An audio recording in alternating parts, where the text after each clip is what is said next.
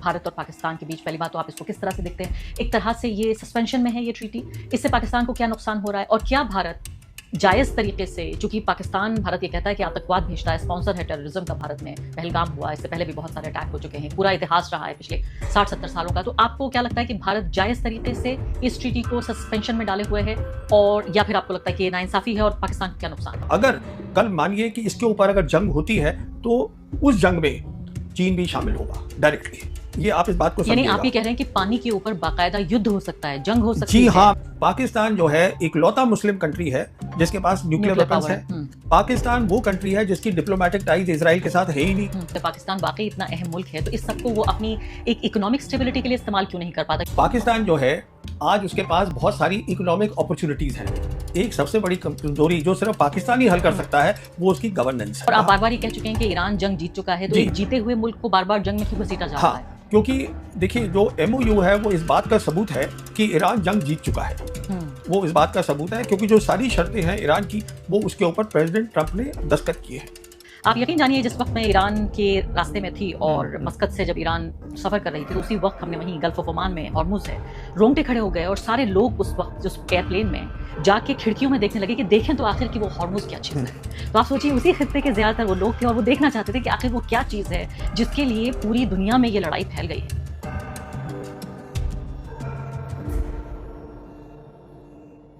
नमस्कार, इस खास कार्यक्रम में आपका स्वागत है। मैं हूं आरफा खानम शेरवानी। ईरान से लौटते ही, ईरान यानी जंग का मैदान, ऐसा लगता है कि एक और जंग के मैदान में आ गई मैं। जी हां, कॉकरोच जनता पार्टी का प्रोटेस्ट ऐसा लगता है कि जिसे कहते हैं अंग्रेजी में कि पॉपुलर इमेजिनेशन को कैप्चर कर लिया है, पूरी दुनिया में हेडलाइन में छाया हुआ है। लेकिन इसी दौरान एक जो बात नहीं भूली है वो ये कि ये पूरा जो इस खित्ते में, वेस्ट एशिया में और पूरी दुनिया में जो एक संकट है इस जंग की वजह से, वो लगातार चल रहा है। इसके बावजूद भी कि भारत के कई शहरों में एक पॉपुलर प्रोटेस्ट हो रहा है, लेकिन जो जंग है वो लगातार जारी है। इस वक्त जब मैं आपसे बात कर रही हूँ, अमेरिका ने ईरान के एक शहर पर हमला किया है, आवाज शहर पे, और वहां 4 लोगों को मार गिराया है। इसके बाद अमेरिका ने हमला किया ईरान पर, और ईरान ने फिर हमला किया कुवैत में, जॉर्डन में, बहरीन में और इराक में, और वहां पर कई जो टारगेट्स हैं उनको निशाना बनाया है। तो इस दौरान ये खबरें जिस तरह की आ रही हैं उनको समझना बेहद जरूरी है कि ये जंग कहां जा रही है। खबर इस दौरान ये भी आई है कि IDF यानी कि इजराइल का जो डिफेंस फोर्स है और साथ साथ US की जो मिलिट्री है, दुनिया की सबसे ताकतवर मिलिट्री, और इजराइल की मिलिट्री, इन दोनों का मर्जर हो सकता है।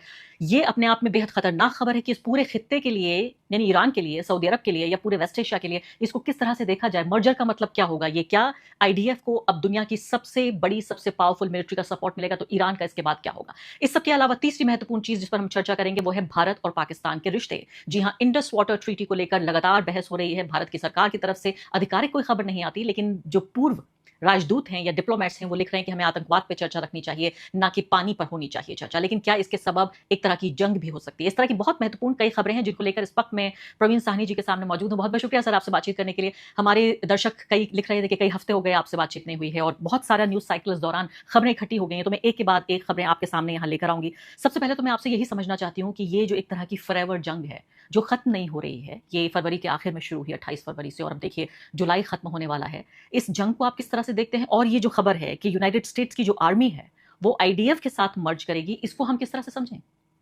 देखिए, first of all thank you, आपने मुझे अपने चैनल पे बुलाया। ये दो अलग अलग खबरें हैं तो इनको अलग अलग समझ लेते हैं। जो आप कह रही हैं कि 28 फरवरी को जंग शुरू हुई थी, तो वो जो जंग थी वो थी एयर वॉर, एयर कैंपेन थी अमेरिका की, जो तकरीबन 40 दिन चली, और 11 अप्रैल को हम वहाँ इस्लामाबाद मीटिंग हुई, वो तब तक वहाँ चली। खास बात इस जंग की क्या थी कि 28 फरवरी को अमेरिका और इजराइल ने अग्रेशन किया, लड़ाई करी ईरान के ऊपर, और 2 मार्च को ईरान ने स्ट्रेट ऑफ हॉर्मुज़ को बंद कर दिया। तो पहली बात तो हमें ये समझनी है, जो लड़ाई अमेरिका की नहीं थी वो 2 मार्च के बाद अमेरिका की लड़ाई बन गई। वो क्यों बन गई? क्योंकि अब मुद्दा आता है पेट्रो डॉलर्स का। ये अब मैं थोड़ा सा बताता हूँ इसको। तो ये पहला फेज था 40 दिन का। उसके बाद हम जानते हैं जो वहाँ इस्लामाबाद में मीटिंग हुई वो सिर्फ 21 घंटे की हुई, और उसके इमीडिएटली बाद जो है 13 अप्रैल को ही प्रेसिडेंट ट्रंप ने नेवल ब्लॉकेट लगा दिया, क्योंकि एयर वॉर से कुछ हो नहीं रहा था, तो वहाँ नेवल ब्लॉकेट लगा के रख दिया। अच्छा, उसके बाद क्या हुआ? ये नेवल ब्लॉकेट से भी कुछ नहीं हुआ। फाइनली हमने क्या देखा कि पाकिस्तान और कतर ने भी किया काम, पर Pakistan was the main mediator. तो दोनों साइड से बात कर रहे थे, बिकॉज दोनों साइड एक दूसरे से बात नहीं कर रहे थे। तो उसके बाद फिर 17 जून को हमने देखा कि वो MOU साइन हो गया। तो MOU बहुत क्लियर है कि क्या उसमें क्या क्या होना है। MOU की एक खास बात बिल्कुल साफ लिखी गई है कि जो स्ट्रेट ऑफ हॉर्मुज़ है उसकी सिक्योरिटी जो है वो ईरान की रिस्पॉन्सिबिलिटी होगी और अमेरिका की नहीं होगी। तो उसके बाद साइन किया है प्रेसिडेंट ट्रंप ने खुद, पर उसमें अब फिर अमेरिका में क्रिटिसिज्म शुरू हो गया कि साहब आपने जो है बहुत ज़्यादा दे दिया ईरान को उस 14 पॉइंट्स के अंदर। तो वो देना था ही, क्योंकि जंग ईरान जीत चुका था, तो जो ईरान की शर्तें थी उन्होंने वो पूरी की पूरी रख दी। अब जो है वो 7-8 को फिर से साइन करने के बावजूद प्रेसिडेंट ट्रंप ने फिर से लड़ाई शुरू कर दी। तो अब सवाल उठता है कि अब लड़ाई किस बात की हो रही है, ये सबसे बड़ा इशू है। तो जहां तक देखिए, और आप बार बार ये कह चुके हैं कि ईरान जंग जीत चुका है, तो जी। एक जीते हुए मुल्क को बार बार जंग में क्यों घसीटा जा रहा है? क्योंकि देखिए जो MOU है वो इस बात का सबूत है कि ईरान जंग जीत चुका है। वो इस बात का सबूत है, क्योंकि जो सारी शर्तें हैं ईरान की वो उसके ऊपर प्रेसिडेंट ट्रंप ने दस्तखत किए हैं। दिक्कत क्या हो रही है? पेट्रो डॉलर्स की। अब पेट्रो डॉलर्स की ज़्यादा मैं डिटेल्स में नहीं जाऊंगा, सिर्फ ये बताने के लिए कि एक 1974 में एक अग्रीमेंट हुआ था जो कि अमेरिका ने किया था, पहले सऊदीज के साथ, फिर और GCC कंट्रीज के साथ, फिर OPEC के साथ। वो सिंपल टर्म्स में ये था कि आप अपना जो तेल है, ऑयल, ये गैस है, उसको आप डॉलर्स में बेचिएगा और उसके इन रिटर्न ऑफ दैट हम आपको सिक्योरिटी प्रोवाइड करेंगे, ये था। तो अगर प्रेसिडेंट ट्रंप इसको खोल ही नहीं पा रहे हैं स्ट्रेट ऑफ हर्मुज को, तो फिर तो GCC कंट्रीज हैं वो सोचने लगेंगे कि हम जो है सिक्योरिटी हमें मिल नहीं रही है, तो हम डॉलर में क्यों सामान बेचें, हम क्यों ना अपनी करेंसी में बेचें जो कि ईरान चाहता है। तो इसलिए अमेरिका के लिए स्ट्रेट ऑफ हर्मुज को फ्री करना बहुत ज़रूरी है, जो वो नहीं कर पा रहे हैं और नहीं कर पाएंगे, क्योंकि जैसे मैंने आपसे कहा था ईरान जंग जीत चुका है। तो अब दिक्कत क्या है कि अब ईरान ने ये कहा है कि देखिए अगर आप हम पे अटैक करते हैं या पर्शियन गल्फ में जो हमारी साइड की जो ईरान के है उस पर आप अटैक करेंगे, तो हम टिट फॉर टैट करेंगे। आपकी जो बेसिस हैं GCC कंट्रीज में, हम उन पे अटैक करेंगे, और वही हो रहा है। जैसे आप बता रही हैं, अटैक हुआ है बहरीन पे, अटैक हुआ है कतर पर। अब दिक्कत क्या है कि यहाँ पर जब वो जंग हुई थी, 40 दिन की एयर वॉर हुई थी, तो जो अमेरिका के रडार्स थे और बहुत कीमती रडार्स थे, अलग अलग टाइप के सैटेलाइट कम्युनिकेशन थे, वो सब ईरान ने खत्म कर दिए हैं। तो यहाँ पर जो उनकी फौजें हैं, बेसिस, जैसे आपने मुझे याद है कई महीने पहले आपने बोला था कि यहाँ से इनके बेसिस हट जाएंगे, तो वो हट गए हैं। अब वो हट गए हैं।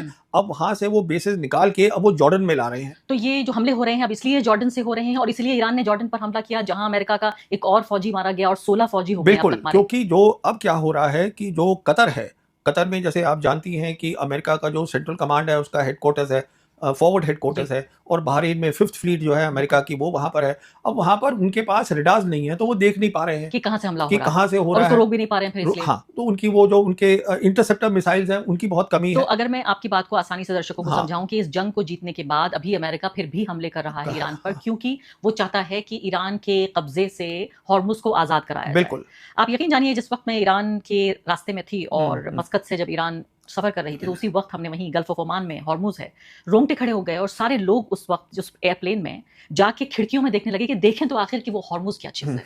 तो आप सोचिए, उसी खित्ते के ज्यादातर वो लोग थे और वो देखना चाहते थे कि आखिर वो क्या चीज़ है जिसके लिए पूरी दुनिया में ये लड़ाई फैल गई है। तो मैं आपकी बात यहाँ तक तो समझ गई हूँ कि ये जंग हो रही है, हॉर्मुज को आजाद कराना चाहता है, ठीक है। अब अगली बात मुझे ये बताइए कि अभी तक तो ये अंडरस्टैंडिंग थी, खुद अमेरिका के वाइस प्रेसिडेंट की तरफ से तमाम तरह के बयान आ रहे थे कि अब अकेला साथी बचा है US इजराइल का, इजराइल सबसे ज्यादा अलोकप्रिय, अनपॉपुलर हो चुका है। अब अचानक तो ये तो अनपॉपुलर हो रहे थे, डोनाल्ड ट्रंप बाकायदा गाली गलौज की भाषा में नेतन्याहू और इजराइल के लिए बातचीत कर रहे थे, और अब यहाँ मर्ज हो रहा है IDF का और US मिलिट्री का। हाँ, तो अभी क्या हुआ है कि जो इनका हर साल पेंटागन का बजट होता है, जिसको बोलते हैं नेशनल डिफेंस ऑथराइजेशन एक्ट, उसके तहत जो पीट हेग्सेथ हैं जो कि सेक्रेटरी ऑफ वॉर हैं अमेरिका के, तो उन्होंने भी अपने बयान दिए हैं जहां उन्होंने इस साल के लिए बजट काफ़ी मांगा है, $1.15 ट्रिलियन मांगा है। और उसके साथ साथ उसमें एक क्लॉज भी है कि जो अमेरिका की जो IDF है, जो इजरायली फोर्सेज हैं, वो अमेरिकन मिलिट्री के साथ पूरी तालमेल करके मिलेंगी। मतलब कहने का मतलब ये है सिंपल टर्म्स के अंदर कि जहाँ तक वेस्ट एशिया का ताल्लुक है, अभी तक क्या हो रहा था कि जो सेंट्रल कमांड है अमेरिका की, जो रिस्पॉन्सिबल है वेस्ट एशिया के लिए, वो commander in chief president Trump जो हैं, जो प्रेसिडेंट है अमेरिका के, उनके इशारे पे चलती है। अब अगर ये हो जाता है, जो कि हाउस में पास हो चुका है, अब ये जाएगा सेनेट में, वहां पर इसका क्या होगा, नतीजा क्या निकलेगा, वो हमें देखना है। पर नतीजा के अलावा ये बात एक साबित हो जाती है कि आज इतनी पकड़ है इजराइल लॉबी की अमेरिका के अंदर कि ये बात यहां तक पहुंच गई। आप इस बात को समझने की कोशिश करिए। डोनाल्ड ट्रंप यानी प्रेसिडेंट और वाइस प्रेसिडेंट से भी ज्यादा मजबूत है इजरायली लॉबी इन अमेरिका। कहने का मतलब ये है, इसका जो इसका मतलब है वो ये है कि जो सेंट्रल कमांड है और जो उनकी इंटेलिजेंस एजेंसीज हैं, जहां तक वेस्ट एशिया का ताल्लुक है, वो इजरायली प्राइम मिनिस्टर के अंडर काम करेंगे। वाह। और ना कि प्रेसिडेंट ऑफ अमेरिका के अंडर इन वेस्ट एशिया। अगर ये हो जाता है, US military Israeli prime minister के अंडर काम करेगी। जी हाँ, क्योंकि वो दोनों का मर्जर हो गया है।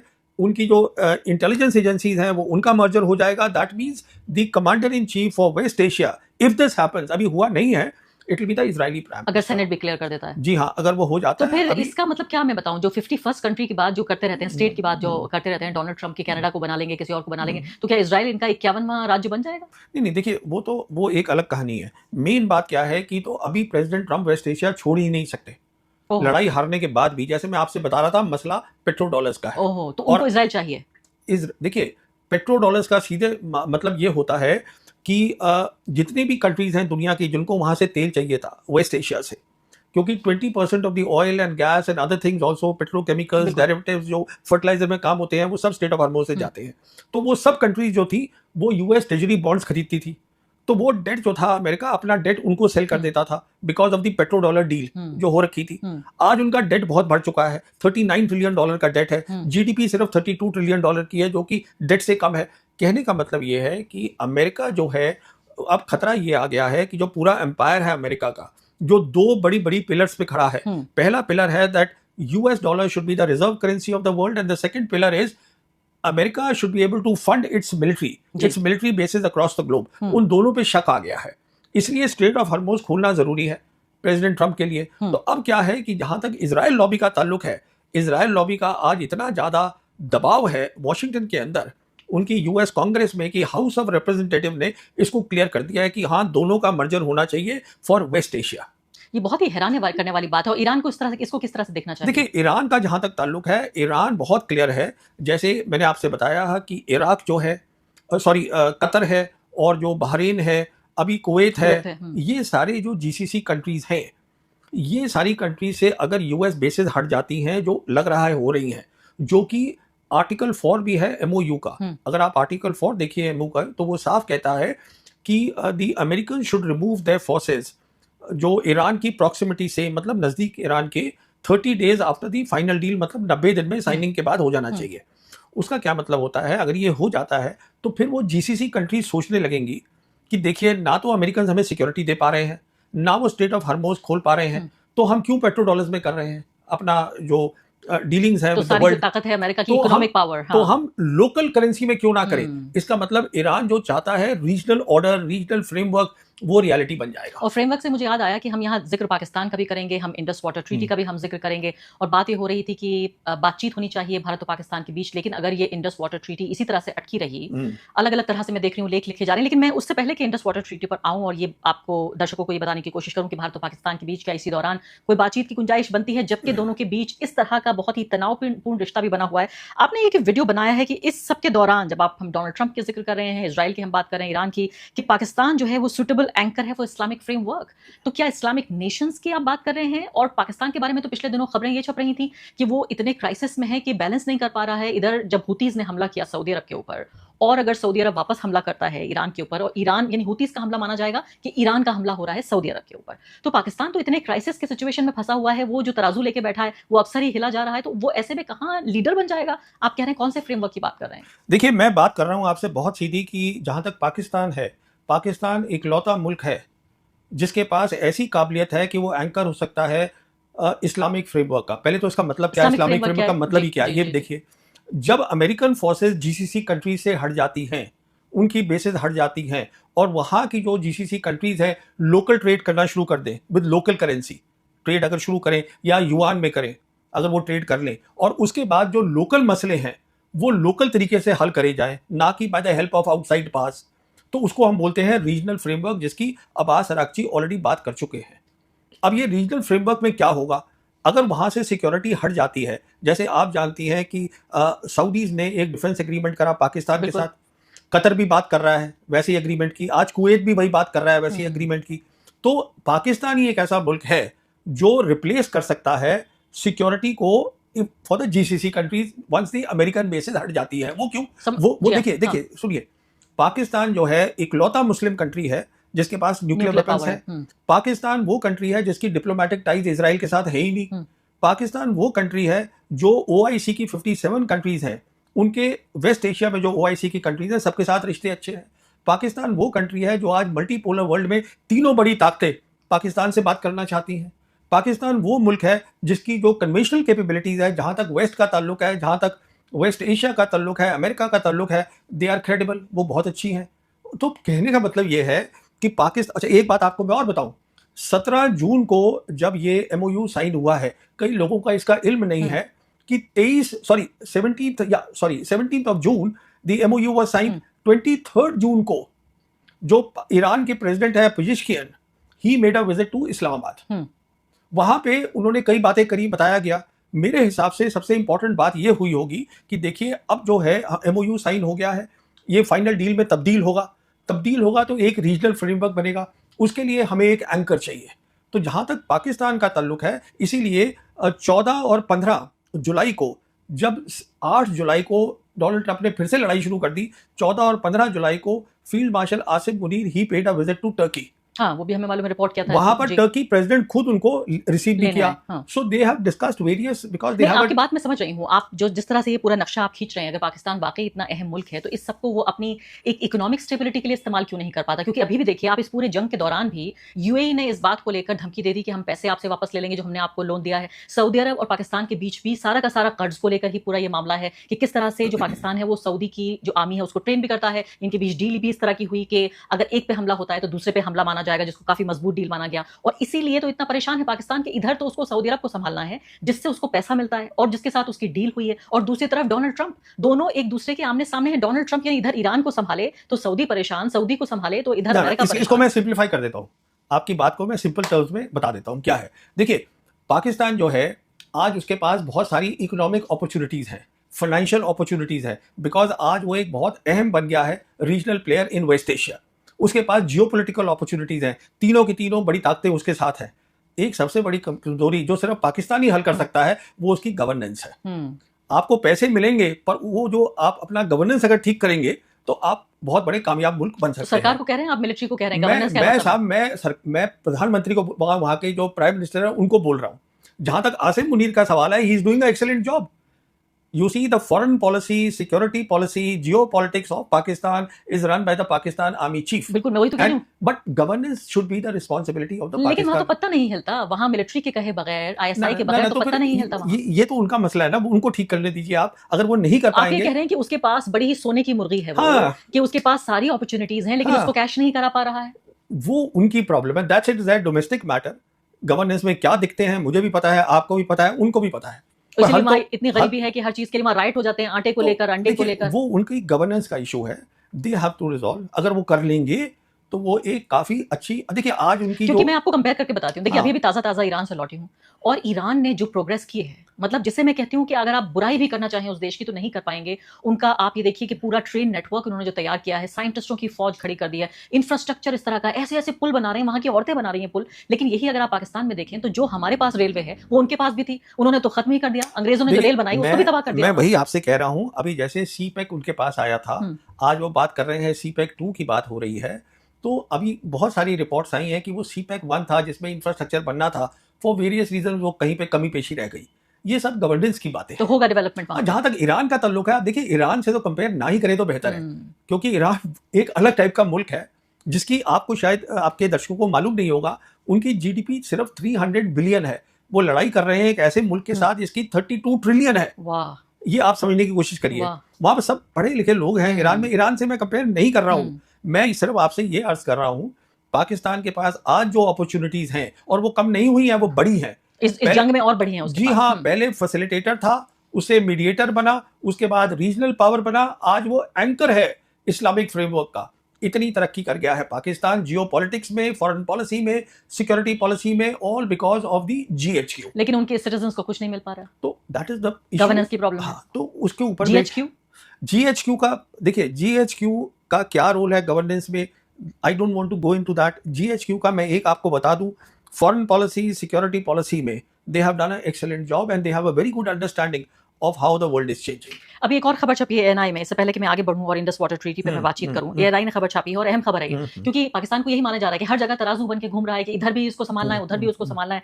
कि सऊदी अरब और ईरान के बीच इन्होंने एक डील कराई और ये बताया जा रहा है कई महीने पुरानी बात है ये, अभी इसको ये लीक हुई है खबर, जिसमें बाकायदा वहां के दोनों देशों के डिप्लोमेट्स ने इस बात को कंफर्म किया है कि पाकिस्तान के आर्मी चीफ आसिम मुनीर ने एक प्राइवेट ऑयल डील को ईरान में, जो डिप्लोमेट्स के बीच डील थी, उसको इस्तेमाल किया सऊदी अरब को बचाने के लिए ईरान के अटैक से। एएनआई ने अभी ये खबर छापी है, इसके बारे में आपका क्या कहना है? देखिए, ये जो खबरें छपती हैं, मैं अपनी एनालिसिस करता हूं फैक्ट्स पर, I don't go bye there reports. मैं ज़्यादा इनको अहमियत देता नहीं हूं, पर मैं आपको सिर्फ इतना बताना चाहूंगा कि आज जो है पाकिस्तान जो पब्लिकली कह रहा है वो एक बात है, अदरवाइज पाकिस्तान जो बैकडोर में या मतलब पब्लिक के उसमें नहीं बोल रहा है, सऊदी से, ईरान से, वो सब पाकिस्तान की बात मान रहे हैं और इज्जत कर रहे हैं। मैं ये आपसे कहने की कोशिश कर रहा हूँ, क्योंकि ईरान को भी देखिए, एमओयू जो है, एमओयू को उन्होंने नाम ही दिया है इस्लामाबाद एमओयू।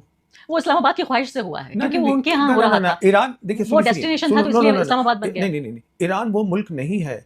ईरान जो है इमोटिव तरीके से फॉरेन पॉलिसी नहीं चलाएगा। नहीं, उन्होंने फिर जो डेलीगेशन गया, जो फ्यूनरल में अयतुल्ला अली खामनेई के फ्यूनरल में जो पाकिस्तान से डेलीगेशन गया, उसको भी अलग ही इज्जत दी।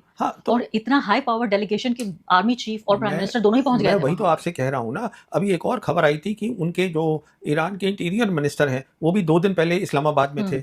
तो ठीक है, इंटीरियर मिनिस्टर है तो वो बॉर्डर की भी बात हुई, लेकिन इस सब के अलावा इन्हें जरूरत भी है। जैसे ईरान जो है बिजली भेजता है पाकिस्तान को, ये उनकी बराबर डील है, क्योंकि देखिए पाकिस्तान, आप जो बातें कह रहे हैं सही हो सकती हैं और सही होंगी जब आप कह रहे हैं, लेकिन इसके साथ साथ अगर उनका इकोनॉमिक ढांचा देखें आप, तो वाकई पाकिस्तानी अवाम के साथ भी कितना बड़ा जुल्म है ये, कि उनकी हुकूमत इकोनॉमिकली पूरे तरीके से ढांचा चरमरा रहा है, लोगों के पास रोजगार नहीं है। आप सोचिए, इकोनॉमिक राइट्स हो रहे हैं, ज्यादातर आबादी दूसरे मुल्कों में जाके काम करती है। हमारे यहाँ क्या हो रहा है, चलिए खैर, इस सब्जेक्ट गवर्नेंस का है, समस्याएं हैं। अभी ये जो हमारे यहाँ डेमोन्स्ट्रेशन है, व्हाट इज दिस अबाउट? लेकिन ये भी तो एक अच्छी बात है, तो जॉब्स हैं, लेकिन ये अच्छी बात है लोग। चलिए देखिए, ये बातों पे मैं गवर्नेंस पे टिप्पणी नहीं करना चाहूंगा, क्योंकि मुझे इसमें मुझे समझ है, पर ऐसी कोई डीप एक्सपर्टीज नहीं है कि मैं इस पे कमेंट करूं। अब मुझसे मुझे पूछ लेने दीजिए आप, इस सब के दौरान जो हमारी विदेश नीति है खासकर, अब मोदी जी तो बहुत बिजी हो गए हैं ये कॉकरोच जनता पार्टी को संभालने में, कि भाई ये सड़कों पे आके पूरा सैलाब लाए हुए हैं, तो ऐसे में कहाँ उन्हें वक्त मिलेगा कि वो कहीं दूसरे देश भी उनको जाना होगा। मैं तो सोच रही हूँ कि इस दौरान उनके कैलेंडर में जितनी विदेश यात्राएं भी लिखी होंगी, वो सब रद्द कर रहे होंगे वो एक एक करके, क्योंकि उनके लिए बड़ा मुश्किल है देश से बाहर भी जाना। तो ये जो इंडस वाटर ट्रीटी को लेकर जो एक फांस है भारत और पाकिस्तान के बीच, पहली बात तो आप इसको किस तरह से देखते हैं? एक तरह से ये सस्पेंशन में है ये ट्रीटी, इससे पाकिस्तान को क्या नुकसान हो रहा है, और क्या भारत जायज तरीके से, चूंकि पाकिस्तान, भारत ये कहता है कि आतंकवाद भेजता है, स्पॉन्सर है टेररिज्म का भारत में, पहलगाम हुआ, इससे पहले भी बहुत सारे अटैक हो चुके हैं, पूरा इतिहास रहा है पिछले 60-70 सालों का, तो आपको क्या लगता है कि भारत जायज तरीके से इस ट्रीटी को सस्पेंशन में डाले हुए है, और या फिर आपको लगता है कि ये नाइंसाफी है और पाकिस्तान को क्या नुकसान है इससे? देखिए, जो नदियां होती हैं वो सिविलाइजेशन के साथ चलती हैं। जब हिंदुस्तान पाकिस्तान का बंटवारा हुआ तो उसका नदियों का उसमें कोई रोल नहीं था। हमने जंगें लड़ी, कभी भी इंडस वाटर ट्रीटी के ऊपर कोई भी दोनों साइड ने कुछ नहीं बोला, क्योंकि शायद हम दोनों समझ रहे थे कि हम एक ही सिविलाइजेशन है। हिंदुस्तान एक वो सिविलाइजेशन है जो एक नहीं है, वो एक रेनबो है सिविलाइजेशंस का। यहाँ पर वैदिक पीरियड है, हिंदू किंगडम्स रही हैं, मुगल एम्पायर रहा है, ब्रिटिश एम्पायर रहा है, सब रहे हैं यहाँ पर, and that is what India is. अब अगर आप उसमें से 200-250 साल का इतिहास हटा दे तो उसमें दिक्कत है ना, बिकॉज है तो वो आपका कल्चर ही। अब आप रिवर्स में तो वो नहीं हटा सकते ना, पानी तो वहीं बहेगा। तो कहने का मतलब ये है, द वेरी फैक्ट कि आज ये नौबत आ गई है कि हम पानी की बात कर रहे हैं, उनको पानी का जो डेटा है वो सप्लाई नहीं कर रहे हैं, वो तो सीधी सी जाहिर बात है, हम अपनी सिविलाइजेशन को भी कहाँ मान रहे हैं। आप ये भी तो बात देखिए ना, क्योंकि सिंदूर के वक्त में भी तो यही बात हुई थी कि हम पाकिस्तान का पानी रोक देंगे। तो ये किसी भी सरकार ने हिंदुस्तान की पहले नहीं किया है, और हमने बहुत जंगें लड़ी हैं, क्योंकि ये तो देखिए, ये ट्रीटी 1960 में बनी थी और ये बात क्लियर हो गई थी कि ये रिवर्स तो सिविलाइजेशन के साथ चलती है। और मेरे हिसाब से आज जो है दुनिया में टेररिज्म, दूसरी बात मैं आपसे कहना चाहूँगा, टेररिज्म कोई इशू नहीं है। हम जाके बोलते रहते हैं, कितने लोग मानते हैं हमारी बात मुझे मालूम नहीं है, क्योंकि एविडेंस ये है कि पाकिस्तान भी बोलता है कि ये टेररिज्म कर रहे हैं हमारे ऊपर, तो वो नलीफाई हो गया। अगर सुनिए, पूरी बात सुन लीजिए। तो कहने का मतलब ये है कि टेररिज्म से जो बड़ा इशू आज बन गया है वो पानी का है। पानी का इसलिए है कि एक तो क्लाइमेट चेंज हो रहा है, नदियों के अंदर जो है मौसम बदल रहे हैं, कई चीज़ें हो रही हैं। इस टाइम पर डेटा शेयर करना, इस टाइम पे बताना कि हम जो अपनी नदी है उसके ऊपर हम नए हाइड्रो इलेक्ट्रिक प्रोजेक्ट्स बना रहे हैं, वो क्या होगा, ये सब शेयर करना हमारे लिए ज़रूरी है पाकिस्तान के साथ, क्योंकि हम एक ही सिविलाइजेशन के हैं। आपकी बात दुरुस्त है बिल्कुल, लेकिन नहीं, मेरी बात ही खत्म नहीं हुई। आपने ये बहुत अहम बात शुरू करी है जिसको पूरा खत्म करना बहुत ज़रूरी है। तो कहने का मतलब ये है कि जहाँ तक पानी का तल्लुक है, वहाँ भी जैसे आप बोल रही हैं गुर्बत है, एग्रीकल्चर वहाँ बहुत है, उनको जो अगर उनको आप नहीं देंगी टाइम के ऊपर तो उनके एग्रीकल्चर को प्रॉब्लम हो जाती है। अच्छा, अब इसमें चीन भी शामिल हो गया है, पर चीन जो है वो हमारी सिविलाइजेशन का नहीं है, ठीक है ना। उनकी भी एक नदी है जो उनका ब्रह्मपुत्र है, पर इंडस जो है आती सब वहीं से ही है, आती वहीं से है, पर ये तो हमारी सिविलाइजेशन की बात है। मेरा कहने का मतलब ये है कि जैसे दोनों मुल्क हमने तय किया था 1988 में, एक अग्रीमेंट करा था हमने, हिंदुस्तान पाकिस्तान ने, प्राइम मिनिस्टर राजीव गांधी और प्राइम मिनिस्टर बेनजीर भुट्टो ने, कि हम जो है अपनी न्यूक्लियर फैसिलिटीज की लिस्ट को 1 जनवरी हर साल एक्सचेंज करेंगे, और वो हमने फिर उसको रेटिफाई किया। देखिए, वो रेटिफाई करने के बाद ये हुआ, और उसके बाद हर साल जो है हम उसको एक्सचेंज करते हैं। तो आप न्यूक्लियर की तरह इस बात को मानिएगा, क्योंकि जैसे न्यूक्लियर सिविलाइजेशन को तबाही दे सकता है ह्यूमैनिटी को, वैसे ही पानी ह्यूमैनिटी को अफेक्ट करता है। और अगर कल मानिए कि इसके ऊपर अगर जंग होती है तो उस जंग में चीन भी शामिल होगा डायरेक्टली। ये आप इस बात को यानी समझिएगा। आप ये कह रहे हैं कि पानी के ऊपर बाकायदा युद्ध हो सकता है, जंग हो सकती जी है, हाँ, मैं और हिंदुस्तान और पाकिस्तान के बीच, और अगर जंग होती है तो उसमें चीन भी उसका पार्ट बन जाएगा। जब टेररिज्म पे जंग हुई थी, ऑपरेशन सिंदूर हुआ था, उस समय चीन डायरेक्टली शामिल नहीं हुआ था, मदद कर रहा था। हाँ, बिल्कुल। मैं आपसे ये कह रहा हूं, और ये एक इशू है जो मुझे रात को बहुत चिंता कर, I get worried, because I know that water Wars can turn into a hot war, और उस वॉर के अंदर China will get directly involve, क्योंकि वजूद का सवाल है, पानी तो वजूद है। अरे साहब, पानी की बात है। चाइनीज जो है, उनके जो विक्टर गांव हैं, जो उनके स्पोक्स पर्सन है, जो ईरान लड़ाई में भी बोल रहे हैं, जो हमारे ऑपरेशन सिंदूर में भी बोल रहे थे, उन्होंने साफ बोला है कि जहां तक पानी का ताल्लुक है, हम ऊपर बैठे हैं, आप बीच में बैठे हो, और नीचे पाकिस्तान है। बिल्कुल, और इसी बात पे श्याम सरन ने एक आर्टिकल भी लिखा है। लेकिन इससे पहले कि मैं आऊं श्याम सरन के आर्टिकल पे, मुझे थोड़ा सा आपसे ये चर्चा ये करना चाहती हूँ। मुझे सिक्योरिटी के मामला की कम जानकारी है, लेकिन मुझे राजनीति थोड़ा मैं समझती हूँ कि आतंकवाद को लेकर, टेररिज्म को लेकर क्यों आज दुनिया में टेररिज्म बड़ा मुद्दा नहीं है, क्योंकि अमेरिका ने उसे अपने एजेंडे से हटा दिया। 9/11 के बाद 20 साल तक लगातार कहता रहा कि दुनिया में अगर एक ही समस्या है तो वो है टेररिज्म। टेररिज्म, सबको टेररिज्म के इर्द गिर्द उसने घुमाया, जिसमें हमारा भी मुद्दा शामिल रहता था। फिर ओबामा साहब आए, वो क्लाइमेट चेंज का जिक्र करने लगे। अब इनके लिए, डोनाल्ड ट्रंप के लिए वो मुद्दा नहीं है, तो इसलिए वो रेडार से गायब हो गया। इसका मतलब ये नहीं है कि जो हम आतंकवाद की मार सह रहे हैं, जो पहलगाम में हमारे साथ हुआ है, जो बाकी आतंकवादी घटनाएं हुई हैं, वो कहीं किसी थिन एयर में नहीं है, वो फिजा में या खिजा में नहीं है, वो तो हुआ है, हम तो पीड़ित हैं। देखिए, इसमें दो बातें समझने वाली हैं। पहली बात यह है कि अभी जो है दुनिया में एक बहुत बड़ा जियोपॉलिटिकल चेंज हो रहा है। एक ऑर्डर जो था, जिसको हम बोलते थे रन बाय द अमेरिकन्स, उसके रूल टूट चुके हैं। एक नया ऑर्डर बन रहा है जो मल्टीपोलर वर्ल्ड है, जहां नए रूल्स बन रहे हैं, जिसमें ईरान और वेस्ट एशिया की लड़ाई एक अहम भूमिका निभा रही है। तो जब दुनिया बिटवीन द ऑर्डर्स होती है, that is an era of war, because rules एक साइड के टूट चुके हैं, and it is a era of war, and everybody is talking of geopolitics. People are talking about conventional wars, they are not talking about terrorism. पहली बात। दूसरी बात, SCO है। मैं इस एससीओ का इसलिए जिक्र कर रहा हूं क्योंकि अभी एससीओ की मीटिंग हुई है किर्गिस्तान में, जहां फॉरेन मिनिस्टर्स गए थे, हमारे फॉरेन मिनिस्टर नहीं गए, ठीक है ना। हमारे फॉरेन मिनिस्टर आसियान में थे, वहां पर मीट में, और वहां बात कर रहे थे फिर से टेररिज्म की। अब टेररिज्म की तो पाकिस्तान भी बात कर रहा है कि आप जो है वो बलूचीज को आप उसको कर रहे हैं, आप सपोर्ट दे रहे हैं, ये उनकी एलिगेशन है। कहने का मतलब ये है, एससीओ भी जो था, जो शुरू हुआ था एससीओ टेररिज्म को लेकर, आज एससीओ भी बात कर रहा है डेवलपमेंट की। एससीओ का पूरा ढांचा बदल गया है। मैं आपसे ये कह रहा हूं, और वो कैसे, मैं क्यों कह रहा हूं, क्योंकि 1 सितंबर 2025 को जब चाइना के अंदर एससीओ समिट हुई थी टिंजियान में, जहां प्रधानमंत्री मोदी भी गए थे, तो वहां पहली बार ये जिक्र हुआ कि एससीओ के अंदर भी 10 इयर्स डेवलपमेंट प्लान होगा, एससीओ का अपना बैंक होगा, जैसे ब्रिक्स का बैंक है।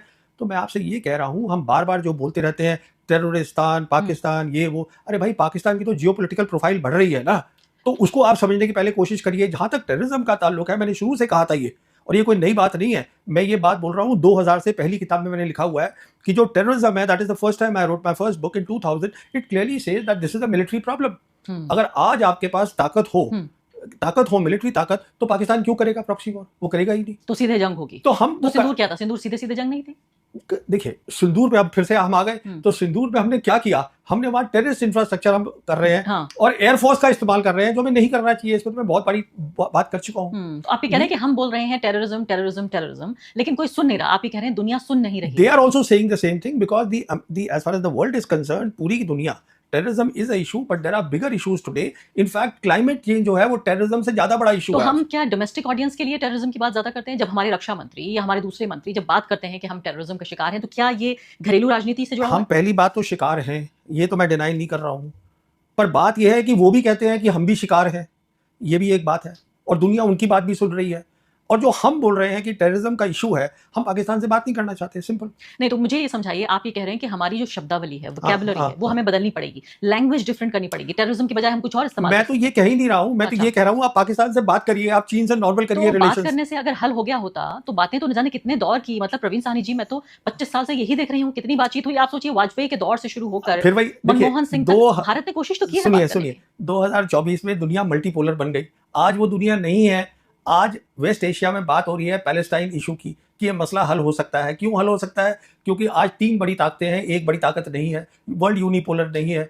तो कहने का मतलब ये है, जहां तक टेररिज्म का ताल्लुक है, अगर आप आज पाकिस्तान से बात करेंगे तो वो बंद कर देंगे जो कर रहे हैं वो टेररिज्म बंद कर देंगे। अरे तो पहले जनाब- क्यों नहीं कर लिया था? अमन की आशा से लेकर लाहौर बस सर्विस निकाली गई, नरेंद्र मोदी जाके केक खा के, बिरयानी खा के आ गए वहां पर, सारी चीजें। मतलब ऐसा नहीं है कि नरेंद्र मोदी ने नहीं किया, बातचीत करने की कोशिश तो पिछले 25 साल में जितने प्रधानमंत्री रहे हैं इस देश में, उन्होंने सबने किया, और उससे पहले भी कोशिश होती रही है। तो बातचीत तो भारत करना चाहता रहा है। देखिए देखिए, 2 बात मैं बोलता हूं, आप जितना पीछे खोती रहेंगी हाँ। तो आप आगे एक तो नहीं बढ़ पाएंगी। मैं आपसे एक सीधी सी बात कर रहा हूं, आज वर्ल्ड मल्टीपोलर है।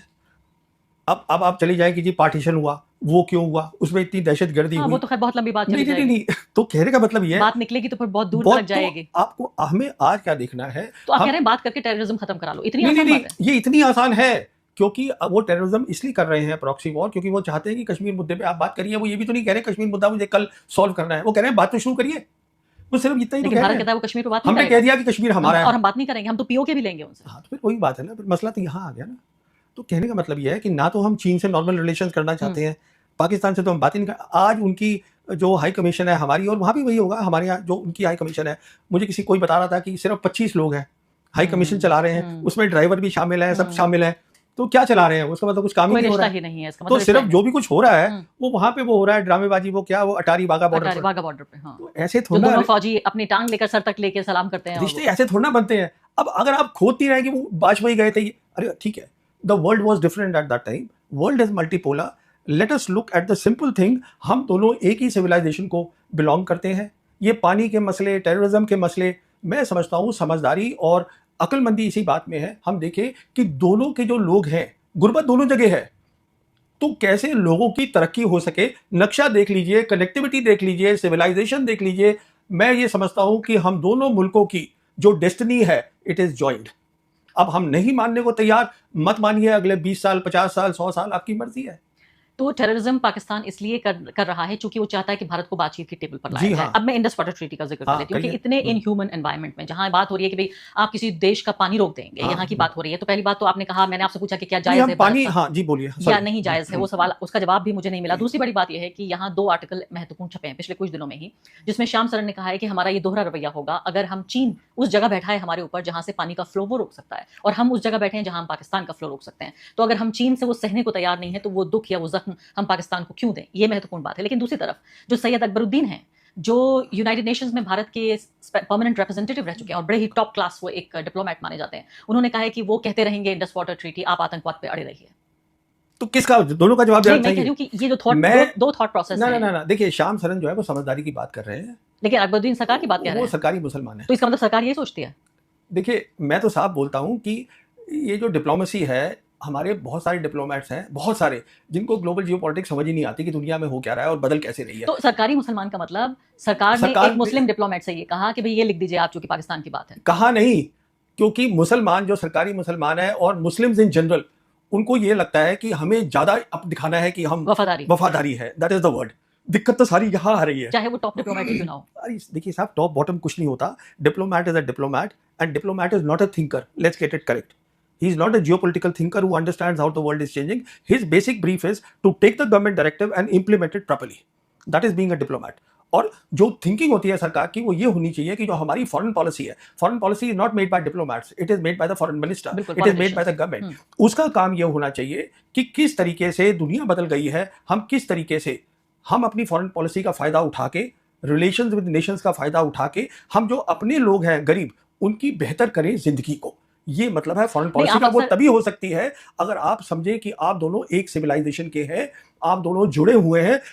It's destiny has got you together, the Britishers got you separate, it is about time that you undo that। I'm not saying कि मुल्क एक बन जाए, मैं ये कह रहा हूं कि कम से कम भाईचारे से तो आप रहिए। भाईचारे से रहिए। आप कहते हैं आपको राजनीति नहीं आती, लेकिन मैं देख रही हूँ कि किस तरह से एक फौजी राजनीति को बहुत सिंपल तरीके से, एक साधारण टर्म्स में समझता भी है और समझाता भी है। लेकिन अब यहाँ पर सवाल ये है कि बातचीत के लिए मैं आपकी बात से बिल्कुल सहमत हूँ, बातचीत हमेशा होनी चाहिए। मैं भी एक पैसिफिस्ट हूँ और मैं एंटी वॉर भी हूँ, मैं कभी नहीं चाहती जंग हो। लेकिन कहा जाता है कि कभी कभी शांति की स्थापना के लिए भी जंग की जरूरत होती है, अमन कायम हो सके इसके लिए जंग करनी पड़ती है। आपने चाइना का जिक्र किया कि उससे भी बातचीत होनी चाहिए, आप कह रहे हैं पाकिस्तान, उनसे भी बातचीत करनी चाहिए। मतलब चाइना हमें गलवान जैसा जख्म दे रहा है, और हमारे यहाँ हद ये है कि सलमान खान की फिल्म आई और गलवान पहले उसका नाम था, उसको बदल के कुछ और रख दिया गया। फिल्म का नाम भी गलवान नहीं हो सकता। यानी हम कल्चरल लेवल पे भी हम चीन का को चैलेंज नहीं कर सकते या चीन के बारे में बात नहीं कर सकते, लेकिन हमें लगातार वो जख्म दे रहा है, हमारे फौजियों से लेकर हमारी जो टेरिटरी है उसको ऑक्यूपाई कर रहा है। तो जब वो इतना ताकतवर है तो हम उससे कैसे और कब और किस तरह से बात करें? ना ना ना ना, देखिए, जयशंकर हमारे एक्सटर्नल अफेयर्स मिनिस्टर है, इन्होंने एक बयान दिया था कि जो हमारी इकोनॉमिक एफिशिएंसी है, हम अपनी जो इकोनॉमिक राइज है वो डिपेंडेंट नहीं हो सकता चाइना के इकोनॉमिक राइज पर आज हालत ये है, हमारे रिलेशन नॉर्मल नहीं है, पर चाइना हमारा बिगेस्ट ट्रेडिंग पार्टनर है। बिल्कुल, ये है, ये भी दुरुस्त है, नंबर 1। बल्कि गलवान के बाद और बढ़े हैं कारोबारी रिश्ते। तो कहने का मतलब ये है, आप इस बात को एक तो ये समझिए। दूसरी बात क्या है, एक होती है जिसे कहते हैं विल टू फाइट, क्योंकि आपने लड़ाई की बात करी। जैसे मैंने भी थोड़ी देर पहले आपसे बोला था, जयशंकर ने एक टेलीविजन चैनल में कहा था, how can I fight with a country China जिसकी 5 गुना मेरे से ज्यादा इकोनॉमी बड़ी है। ठीक है, हमारी 4 ट्रिलियन है, उनकी जो है 19 ट्रिलियन है, 20 ट्रिलियन है, 5 गुना हो गई। पर व्हाट अबाउट ईरान, 300 बिलियन और 32 बिलियन से लड़ाई कर रहा है, 32 ट्रिलियन से लड़ाई कर रहा है। कहने का मतलब ये है कि ये जो है, हम एक तो लड़ाई, हमारी सरकार जो है ना उसमें वो है नहीं लड़ाई करने का, और वो पूरा रिकॉर्ड है इस पे। आप कभी हम जंग लड़ तो चुके हैं। ना ना ना, वो चलिए, वो फिर कभी उस पर बात करेंगे। वो हमने कोई जंग नहीं लड़ी है under prime minister Modi. Let's get that clear. A war is a war. It's something entirely different from doing a terrorist operation, anti-terrorist operation, अंदर कर लिया, बाहर कर लिया. That is entirely कोई फुल फ्लेजेड जंग नहीं है। लेकिन इसके अलावा देखिए, आप नया देश था, 62 की लड़ाई याद है, तमाम तरह की लड़ाइयां हुई हैं। वो तो बातें कर ही नहीं मैं रहा कह रही हूँ, नया और कमजोर देश था, गरीब देश था, और उस वक्त जो हुआ वो हुआ। लेकिन भारत अब एक ताकतवर सरकारें लड़ती हैं अपनी इज्जत के लिए। ईरान लड़ रहा है अपनी इज्जत के लिए। मैं ये नहीं कह रहा हूँ कि आप चीन से लड़ाई करिएगा, मैं आपसे ये कह रहा हूँ कि चीन को पहले ये तो पता चले कि आप में लड़ाई करने की ताकत है। अब बिल्कुल आखिरी सवाल आपसे पूछती हूँ, और वो वापस मैं वहीं जहां से शुरुआत की थी, आपको 360 वहीं ले जाना चाहती हूँ, क्योंकि भारत में भी लोग शायद ये भूल रहे हैं, क्योंकि ये पूरा जो जुनून है ये इस वक्त जो जंतर मंतर पर है, उसमें ये बात भूल रहे हैं कि अभी भी देश में करोड़ों बेरोजगार लोग हैं, अभी भी देश की इकोनॉमी काफी खराब है, अभी भी लोगों को बहुत महंगा सिलेंडर खरीदना पड़ रहा है, और ये पूरा संकट बढ़ता चला जाएगा जितनी ये जंग आगे बढ़ती चली जाएगी। तो मुझे ये बताइए, कोई आपके दिमाग में ऐसा कोई घड़ी है जो ये बता सके, कोई कैलेंडर, कि अब ये माना जाएगा कि ये जंग खत्म हो जाएगी, यहाँ पर पीस प्रोसेस इस तरह से कम से कम हो जाए कि ये जंग पूरी तरह खत्म भी ना हो, तब भी हमें ना असर पड़े इसका? मतलब आप वेस्ट एशिया की जंग की बात कर? नहीं, देखिए, वेस्ट एशिया की जंग जो है अब वो खत्म हो चुकी है। अभी जो हो रहा है, जो दोबारा जंग शुरू हो रही है, वो जंग ये है कि अमेरिका जाना नहीं चाहता है वेस्ट एशिया से। उसका मैंने आपको कारण दे दिया। मैं पूछ रही हूं कि क्या आपके पास एक मोटी कैलकुलेशन हमारे दर्शकों को ये दे दीजिए कि भाई अगर ये 3 चीजें हो जाएंगी तो ये जंग खत्म हो जाएगी, क्योंकि वहां की जो जंग है वो हमारी अर्थव्यवस्था से सीधे तौर पर जुड़ी हुई है। कल प्रेसिडेंट ट्रंप कहे कि मैं जा रहा हूं वहां पर, और मैं ये MOU जो ऑलरेडी साइन कर चुका हूं उसको फाइनल डील करने को तैयार हूं, तो जंग खत्म हो गई। उसमें है क्या?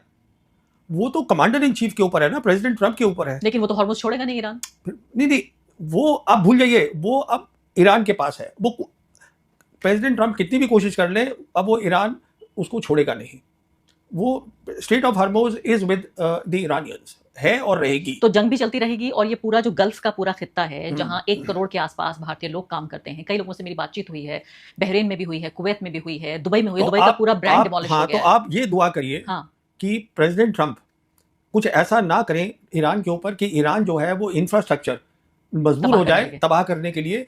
है क्या इन GCC कंट्रीज के पास? सिर्फ तेल है और गैस है, ना इनके पास खाना है, ना इनके पास पानी है, ना इनको कोई इल्म है कि किस तरीके से डिफेंसेस बनाए जाते हैं। इतने सालों साल डिकेड्स तक वो अपनी सिक्योरिटी ठीक नहीं कर पाए। तो अरब्स जो है, ये कंट्रीज जो है, ये छोटी छोटी जो है GCC कंट्रीज, तो कहने का मतलब ये है वहां सब फॉरेनर्स बैठे हैं और ताश के पत्तों की तरह गिर जाएंगे, गिर रहे हैं। देखिए, वहां फॉरेनर्स हैं। इसी को ले लीजिए आप, UAE को ले लीजिए, उनकी अपनी जो पॉपुलेशन है वो है 1 मिलियन, 10 मिलियन फॉरेनर्स है वहां पर। तो वही हालत सबके अंदर है। अब कुवैत जो है वो 90% डीसैलिनेशन प्लांट्स पर है, सऊदी अरेबिया 70% डीसैलिनेशन प्लांट्स पर है। अगर ये तबाह हो गए, ईरान तो बच जाएगा। ईरान की ज्योग्राफी है, उनकी नदियां हैं, ईरान बहुत बड़ा मुल्क है, 4 गुना है इराक से। माउंटेन्स हैं, फॉरेस्ट हैं, आप आई हैं अभी ईरान से वापस। 10 गुना बड़ा इजराइल हाँ, से। तो जी हाँ। इसराइल से तो कंपेयर ही मत करिए बहुत बहुत ना। शुक्रिया आपका प्रवीण सानी जी तमाम बातचीत के लिए। और मुझे लगता है दर्शकों को बहुत जरूरी है, जैसे मैंने कहा कि जरूर ये पूरा जुनून है, ये बहुत महत्वपूर्ण है फिलहाल जो एक तरह का इनकलाब, एक आंदोलन हम अपनी सड़कों पर देख रहे हैं, लेकिन इस सबके बावजूद जो एक बड़ी पिक्चर है, बिग पिक्चर जिसे अंग्रेजी में कहते हैं, उसको देखना नहीं भूलना है कि विदेश नीति बेहद महत्वपूर्ण है। विदेश नीति को समझना और विदेशी मामलों में यानी पूरी दुनिया में किस तरह से पूरा ऑर्डर, पूरा संतुलन जो है पावर का, शक्ति का, वो बदल रहा है, इस पर लगातार अपडेट्स आप इस चैनल पर देखते रहेंगे। बहुत बहुत शुक्रिया।